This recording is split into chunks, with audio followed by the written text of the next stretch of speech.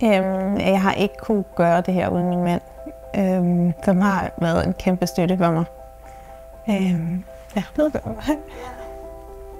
Jeg hedder Karen, jeg er 32 år, og for 2 år siden fik jeg konstateret brystkræft.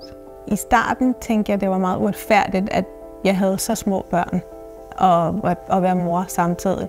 Men det har faktisk vist sig at være ekstremt positivt for mit mindset, for der er jo stadigvæk nogen, der råber efter en leverpostejmad, når man ligger med kodyle kemo til mig. Men de første 4 kemoer, jeg fik, var ekstremt hårde for kroppen, og der hjalp hospitalet med, at jeg kunne stå ud af sengen om morgenen ved at give mig noget medicin, så jeg kunne få lov til at sidde og spise morgenmad med mine piger, og så kunne min mand aflevere dem, og så kunne jeg gå ind i seng igen.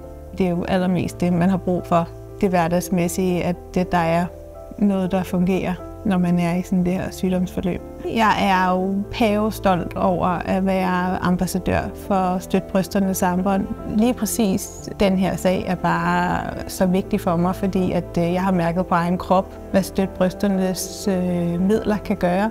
Og et år ind i forløbet var der nogle nye forskningsresultater, der viste, at jeg kunne få minimeret min risiko for tilbagefald med 50%. Så jeg takkede ja til mere kemoterapi, og det er jeg bare så taknemmelig for, at jeg kan råbe ud til hele Danmark, hvor vigtigt det er.